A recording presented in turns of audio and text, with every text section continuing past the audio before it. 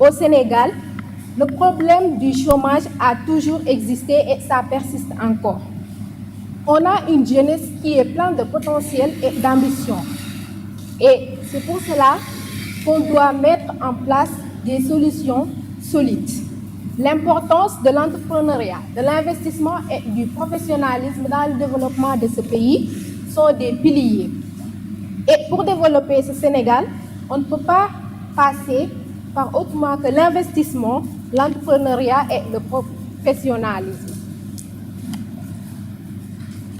Voici les problématiques de notre sujet. Comment se différencier des nombreux portails qui existent sur le marché? Deuxièmement, comment créer un portail d'information qui attire et engage efficacement son public?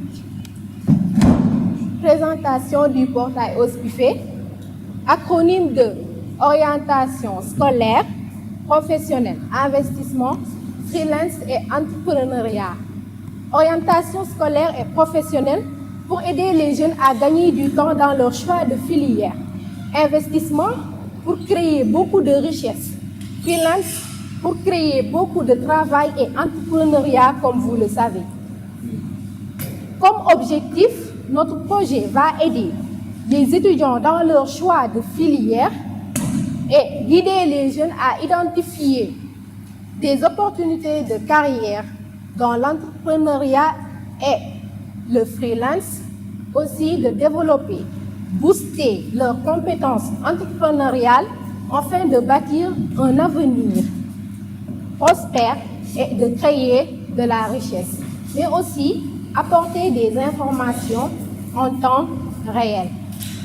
Comme fonctionnalité, nous avons beaucoup de profils. On a des modérateurs, des administrateurs, des visiteurs et des rédacteurs. Les administrateurs peuvent créer, modifier, supprimer du contenu, gérer les brouillons, ajouter des catégories pour faciliter la navigation, soumettre des publications, approuver ou refuser des articles, mais aussi de gérer les utilisateurs et modifier les paramètres du site.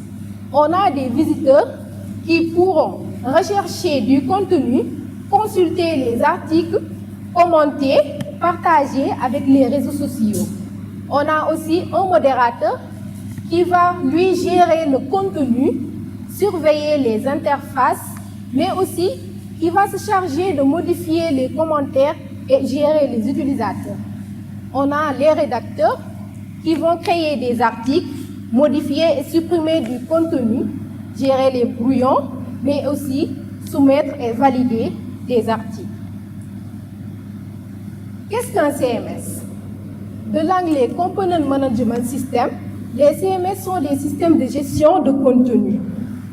Il y en a beaucoup de CMS à ce moment. On va vous présenter quelques-uns de ces CMS. En premier, on a WordPress, facile à utiliser sans connaissance informatique, avec un coût favorable.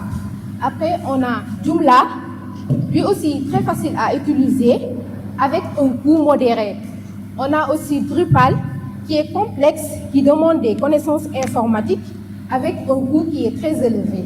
Ce qui vient valider notre choix de WordPress en y rajoutant les avantages tels que WordPress est gratuit et open source. C'est l'un des CMS qui sont les plus utilisés pour la création de portails. Sa documentation et sa communauté sont très disponibles. Il est extensible et personnalisable, adapté aux débutants comme aux professionnels. On va vous présenter notre résultat et voici l'URL du site. Vous pouvez tous le taper pour voir le fruit de notre travail.